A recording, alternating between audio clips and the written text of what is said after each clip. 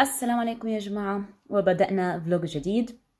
ما زلنا في شهر 11 إن شاء الله، وما زلنا أيضا في ماراثون قراءة البليفاثونز الخاص بالميدل جريد. فبالبليفاثونز هاي المرة خياري داخل على السريع عم بحكي الكتب، معلش سامحوني. هاي المرة خيارات اللي عم بقرأها شوي متعددة، فما بدي أعجقكم، فخلي هذا الفيديو زي كأنه مقدمة إيش بدي أقرأ، ونشوف شو راح يصير معي، هل رح ألتزم بالخطة ولا تلاقيني قرأت إشي تاني مختلف. فبالبليفاثونز كان في خيار اللي هو كتاب مع خريطة، فأقدم كتاب عندي مع خريطة اللي هو كان ذا شادو لاندز. هلا خلينا نحكي بخصوص ذا شادو لاندز.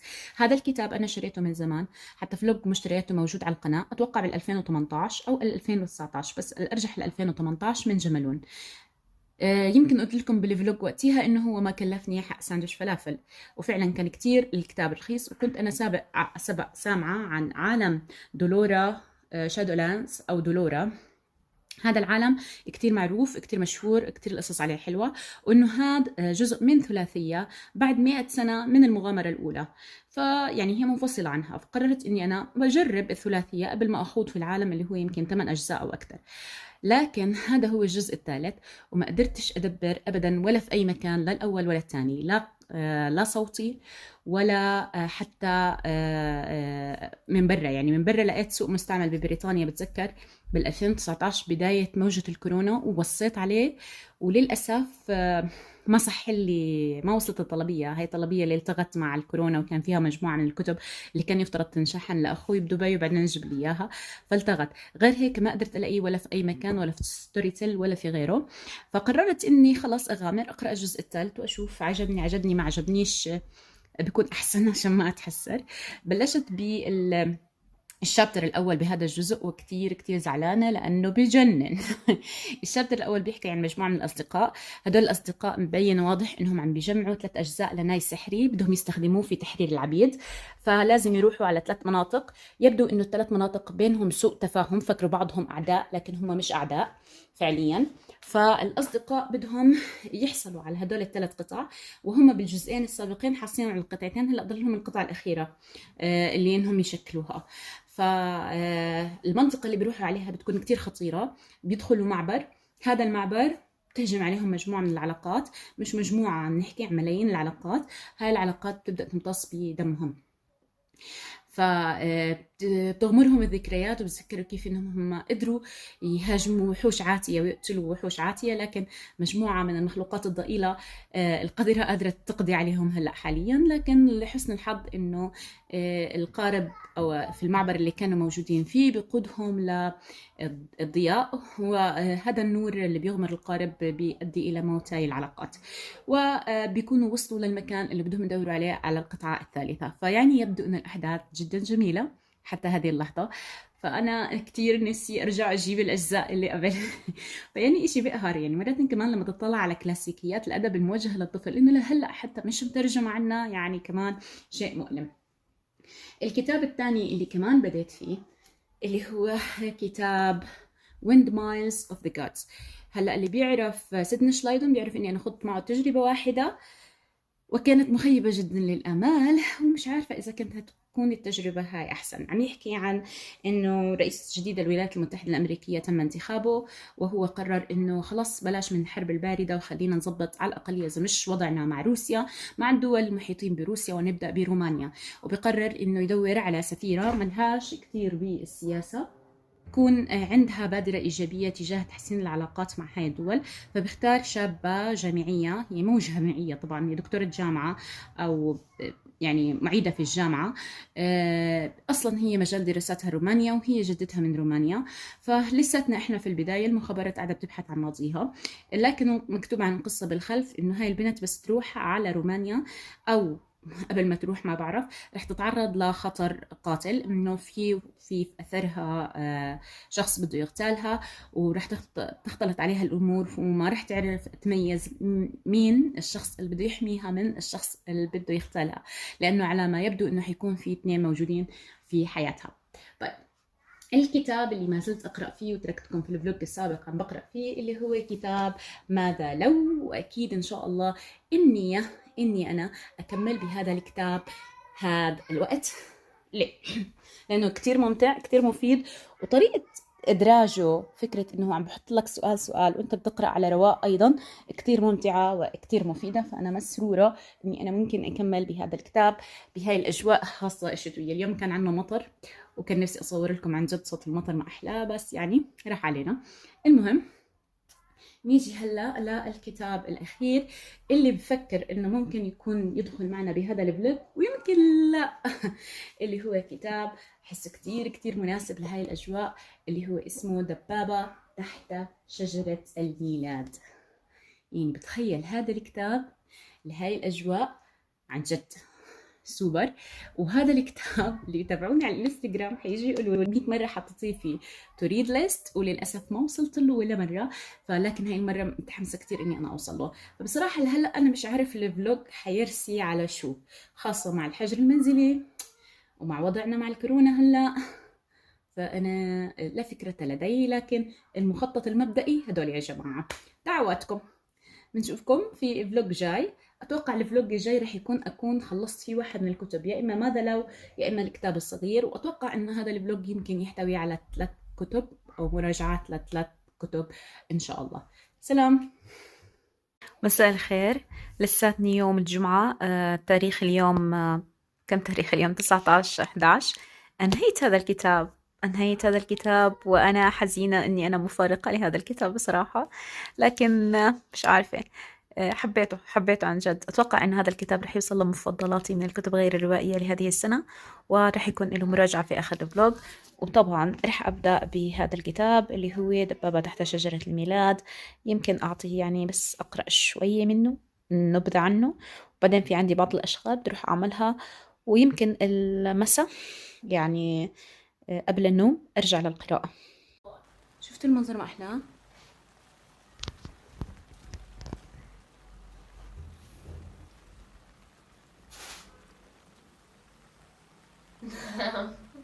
إيش مو عاجبك؟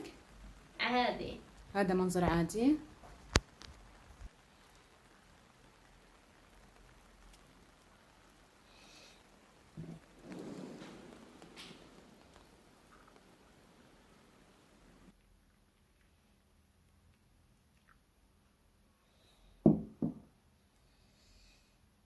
السلام عليكم.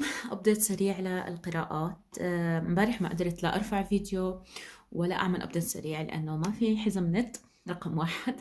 رقم اثنين، الكهرباء قطعت على الساعة 5، فكان الموضوع شبه كارثي لأنه الساعة 5 بكير ولسه في كتير مهام كان لازم أعملها وأنجزها. غير عن هيك إنه مع فزع الظلمة كل الأطفال جمعوا في غرفتي، فإنه حجر لسوسو، يعني الكل ما شاء الله قاعد مع بعض البعض. ف هاي نقطة أخرى. اليوم إن شاء الله يفترض نتوجه للفحص الصحي، بس يرجع غسان من مشواره.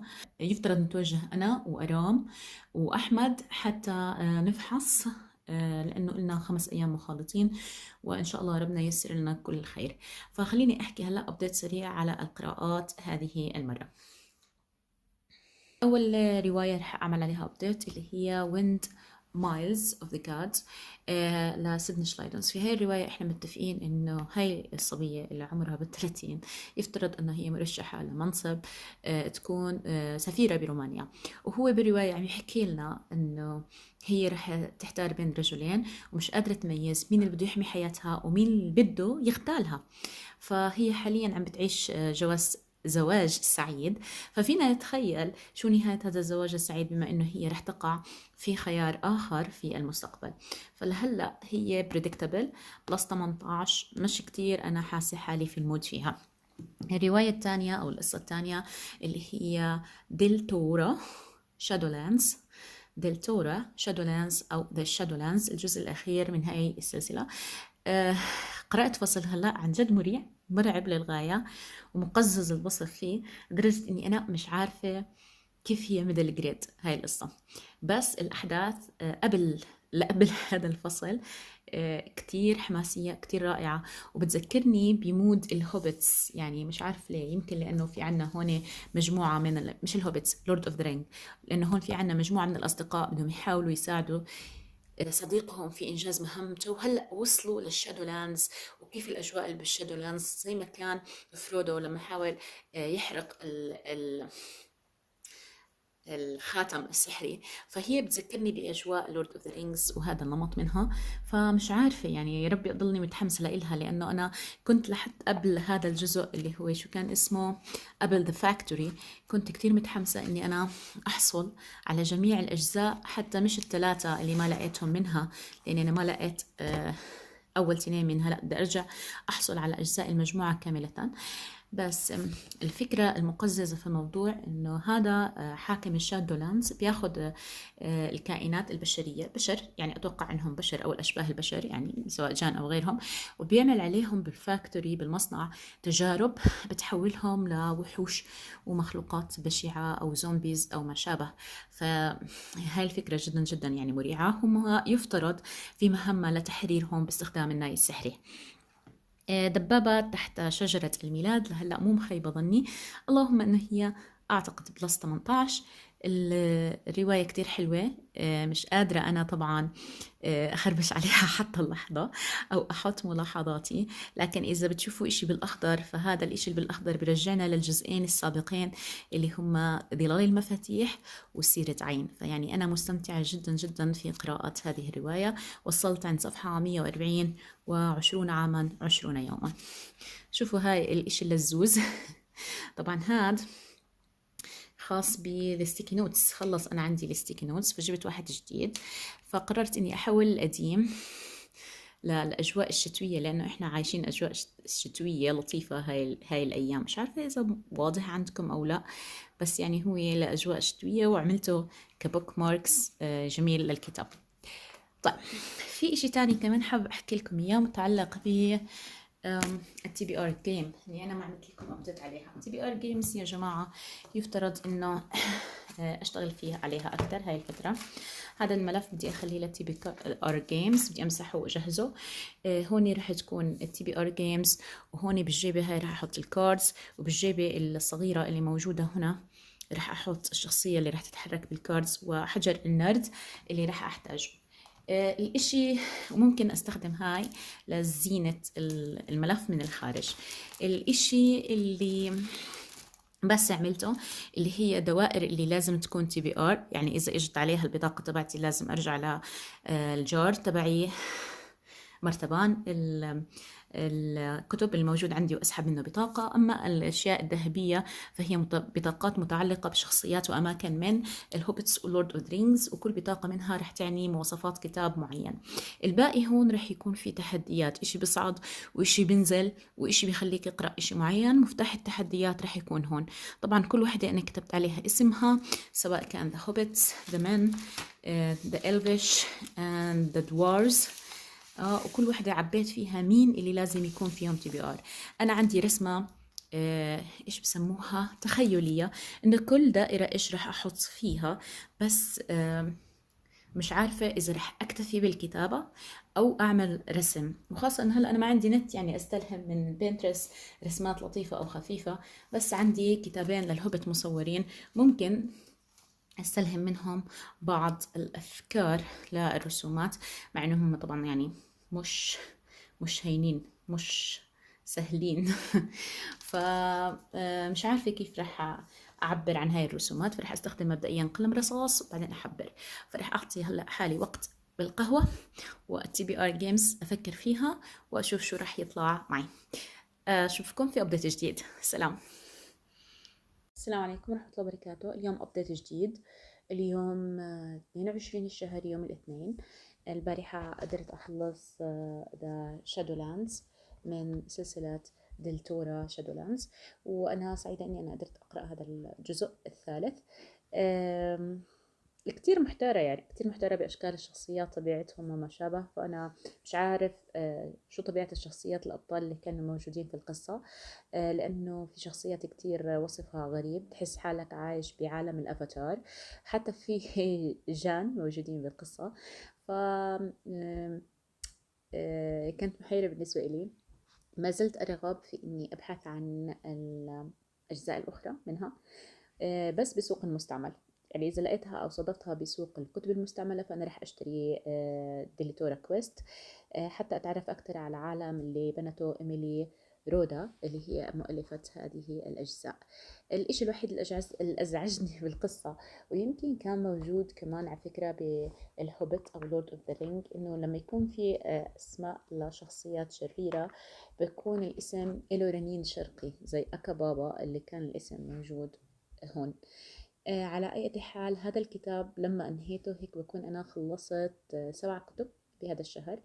بتوقع حصيلة هذا الشهر توصل ل10 كتب، لأنه السبب ماراثون بليفاثونز اللي هو بدفعني لقراءة كتب أكثر لليونج أدلت، لسه يعني مش لسه سوري للميدل جريد مش لليونج أدلت، فيعني إنه سرعة قراءتها بتكون شوي منيحة بالنسبة إلي.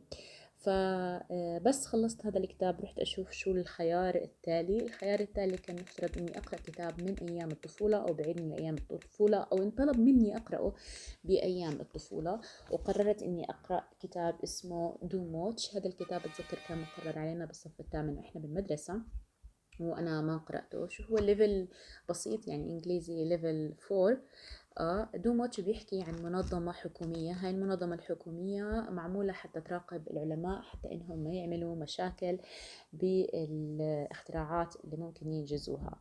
فهي عبارة عن مجموعة من المغامرات، قصص قصيرة لفريق الدو موتش اللي هو هذا الفريق. مش عارف إذا كان في عليها مسلسل لأنه في إلها صور حقيقية. يعني هذا هو الفريق تبع الدوم ووتش. طبعا تبكل هدول كلهم علماء وهي البنوتة سكرتيرة. فواضح انه مسلسل كلاسيكي او قصة كلاسيكية قديمة. فهذا اللي انا مبلشة فيه، وكمان اكيد عم بقرأ شوي شوي في دبابة.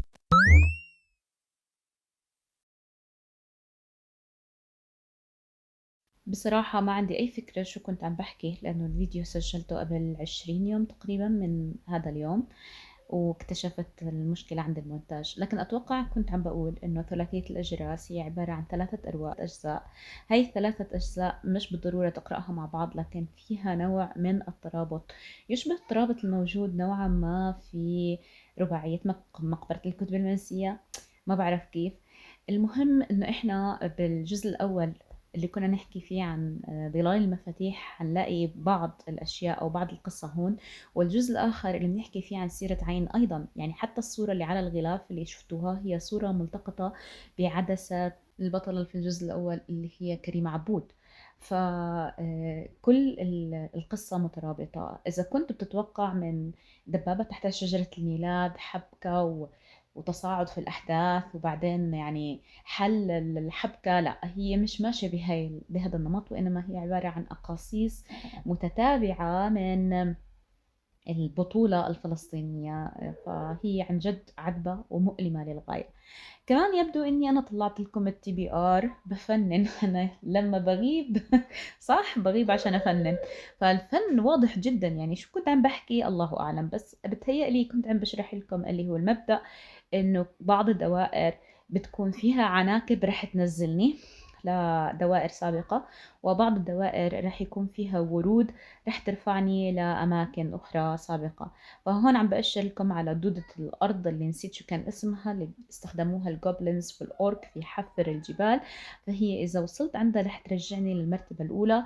ومثلا هون الدرع اللي أهدوه الدوارفز للهوبت، وهذا الدرع يعني أقرأ كتاب مثلا هارد كفر.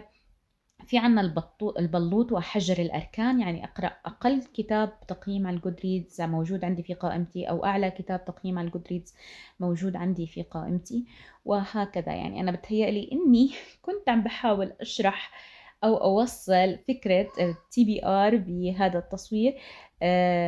مثلا هون الأوركس مفرجياكم إنه في عناكب عم تنزل لتحت، في غيرها رح نتقدم لفوق، زي مثلا الشعرة اللي أهدتها الجنية للدوارفز رح تخلينا نطلع للجان. قبعة السحر الأزرق رح تقودنا لمسافة للأمام. الوركس اللي هي ذئاب الوركس رح يمكن أقرأ كتاب فيه مخلوقات غريبة أو حيوانات لسه شوية ما حددت بعض التفاصيل. وهون في عنا مفتاح اللي استخدموه الدوارس حتى انهم يعودوا للجبل تبعهم. وفي عنا ايضا البوابة السحرية اللي يفترض انها موجودة عند الاقزام، وهي رح تقودني لعالم الانسان اذا انا وقفت عندها انتقل لصفحة اخرى. وفي عنا الحبل اللي اهدوه الجان للاقزام ايضا كمان رح يخليني اتقدم عدة خطوات لصفحة أخرى اللي هي صفحة الهوبت. وهكذا يعني، بس إنه كان فكرة سريعة. فأنا بتوقع إني بس خلصت تصوير هذا الفيديو كملت قراءة دوموتش واشتغلت شوية على التي بي آر، لأني مشيت بالصفحات، يعني مش بس صفحة الدوارفز بس كلها عبارة عن خربشات بالرصاص وما حبرت شيء. بس لهون هذا اللي بقدر أضيفه. وسامحونا يا جماعة على القصور الفني، والسلام. السلام عليكم يا أصدقاء، ونختم في فلوج اللي مش عارف من سبت الخشبة خلصته ونسيت موضوعه وما قدمتش مراجعات للكتب اللي له. شوفوا يا جماعة، لا أنا راح أقدم مراجعة لآخر 3 كتب في هذا اللي قرأتهم في هذا الفلوج، لكن في نفس الوقت الأيام القادمة ما أتوقع إني أقدر أصور فلوجات، خاصة إنه في كتير ضغط شغل بالأيام القادمة. رقم 1، 2 الامتحانات النهائية للأولاد، لكن رح يكون في مثلا تظبيط المكتبة، تظبيط زاوية القراءة، شيء من هذا القبيل أو ذاك، مع مراجعة كتب. يعني بهذه الطريقة الأرجح أني أنا راح أتصرف بهذه الطريقة. فرح نبدأ نقدم مراجعة الكتب حاليا. آخر الكتب اللي قرأتها بهذا الفلوج، قرأت في هذا الفلوج العديد من الكتب. رح علشان ما أطول رح أحكي فقط عن الكتب ال3 اللي قدرت إني أنا أخلصها. أول كتاب اللي هو كتاب ماذا لو لراندال مونرو. راندال مونرو يا جماعة زي ما قلت لكم هو حامل شهادة بالفيزياء، وكان يشتغل في ناسا في الروبوتات، ومش بس هيك تم إطلاق اسمه على أحد الكويكبات. ومع ذلك فهو يفضل أن يقدم نفسه للناس كرسام كاريكاتير، لأنه هو شغلته تقديم إجابات علمية جادة لأسئلة افتراضية قد تكون سخيفة نوعا ما. راندال مونرو كان يركز بجدية على هذه النقطة، إنه أنا يا جماعة رسام كاريكاتير. ليه؟ لأنه من فرط الجدية اللي كان يجاوب فيها بدقة على الأسئلة الافتراضية، بالرغم من إنه هو حاطط فيها كل حس الفكاهة الممكن عنده، لكن كم من الممكن إنه الشخص عن جد يخطر في باله أن يجرب ما يقوله راندال مونرو. فهو زي كأنه أنا يا جماعة رسام كاريكاتير، كلافتة كبيرة إنه لا تفعل هذا في المنزل. حبيت كثير الكتاب، حبيت الأسئلة اللي انطرحت، وحبيت الإجابات عليها. أحد الأسئلة كان عم يحكي عن الإنفلونزا، إنه هل، طبعا هذا الحكي قبل الإنفلونزا الكورونا الحالية اللي عم نعيشها، كان عم بيقول إنه هل لو تم تباعد اجتماعي وحطينا كل إنسان في ميل مربع، هل من الممكن إنه إحنا نقضي على الإنفلونزا؟ وقديش علق على هذه الطريقة اللي هي إحنا ممكن نشبهها بالكورنتين أو الحجر، إنها غير فعالة على الإطلاق. على أي حال الكتاب كتير رائع، كتير ممتع، وفيه إجابات حلوة ومضحكة في نفس الوقت، إضافة على أنه مدعم بالرسومات البسيطة والكاريكاتورية الطريفة اللي حتخلي الكتاب يطير معك طير وانت عم تقرأ. وهو عبارة عن مجموعة أسئلة، يعني إذا أنت بتمل من قراءة كتاب علمي ضخم مرة واحدة، فممكن أنت تكتفي بقراءة سؤال واحد في الجلسة الواحدة. كتاب أرشحه وبشدة للجميع. الكتاب الثاني اللي راح أحكي عنه اليوم اللي هو روايات الجزء الثالث من ديليتورا شادولاندز، اللي هي اسمها ذا شادولاندز. عندنا 3 أبطال اللي هن جاسمين وبرادا وليف، لازم يكملوا أجزاء الناي المفقودة. فهم هلا بنطلقوا للمجموعة الثالثة أو القبيلة الثالثة، متأملين إنها تعطيهم الجزء الثالث والأخير من الناي، اللي حيساعد الأهالي المختطفين واللي تم احتجازهم بالشادولان للتحرر من العبودية والخروج من تلك المنطقة. فهم مش بس لازم يكملوا النايل، كمان لازم يدخلوا على الشادولاندز، المنطقة المظلمة والمخيفة، ويقدروا إنهم يعزفوا في أقرب مكان ممكن من اللورد الشرير. فأنا بصراحة الرواية عجبتني وذكرتني بالهوبت وبلورد اوف ذا رينجز، خاصة لما كان فرودو عم يمشي في ظلال الجبل، كتير ذكرتني في تلك الأيام. فلذلك قررت، بالرغم من أنه أنا نطيت الحمد لله على الجزء الأخير من المتتالية تبعت الرواية، قررت إني أقتني أو أحاول أبحث عن ال8 أجزاء الأصليين الموجودين ما قبل هذا الجزء، وأحاول اقتنائهم على الأقلية من السوق المستعمل. يعني إذا لقيتهم بأسعار جيدة، وخاصة إنه معظمها هلأ خارج الطباعة وممكن أستعيرهم. آخر كتاب رح أحكي عنه اللي هو دوم ووتش. دوم ووتش هم فريق شكلت الحكومة البريطانية حتى إنه يراقب التجارب العلمية اللي ممكن يتم إجراءها من قبل المؤسسات المختلفة، وحتى إنه العلم لا يتسبب، ما يكونش سلاح ذو حدين، لا يتسبب بمضار. لكن فريق الدوم ووتش بيكتشف إنه أكثر ناس مزعجين وأكثر ناس ممكن يتستروا على الأمور وأكثر ناس ممكن يسببوا المضار هم الحكومة نفسها. هذا هو فريق الدوم ووتش، ويبدو إنه كان مسلسل كلاسيكي قديم مش عارفة. فمنتابع بهذا الكتيب الصغير 3 مغامرات. مغامرة لها علاقة بمادة بتاكل البلاستيك وبالتالي شو أثرها على المدى البعيد إذا تسربت من المختبرات. المغامرة الثانية لها علاقة ماذا لو كانت سرعة الصوت فوق الحدود القانونية، سرعة الطائرات آسفة، سرعة الطائرات فوق الحدود القانونية، شو ممكن يأثر هذا على البشر. وفي الكتاب الثالث لو ضاعت قنبلة نووية، سقطت يعني طائرة محملة بقنابل نووية في البحر وضاعت قنبلة نووية، شو ممكن يصير أو كيف ممكن نتصرف. فالكتاب كان الرتم القراءة تبعه سريع، سب الإنجليزي كثير، أصلا هو كان مقرر علي بالصف الثامن على ما أذكر. وأيضا أنه كان مسلي، يعني كنت متوقعة خيبة أمل أكثر، بس يعني بصراحة استمتعت وأنا عم بقرأ بهذا الكتاب، وخاصة أنه هو ما أخذنا لحس طفولي جدا جدا، وجعل بعض النهايات مش سعيدة. فبس هي والله قراءات هذا الفلوج، بتمنى تكونوا استمتعتوا معنا، وبشوفكم في فلوج جديد قادم إن شاء الله. وبس ضلوا إيجابيين، حياة أحلاكم، وأشوفكم بخير وسلامة. رب اغفر لي ولوالدي، رب ارحمهما كما ربياني صغيرة. سلام.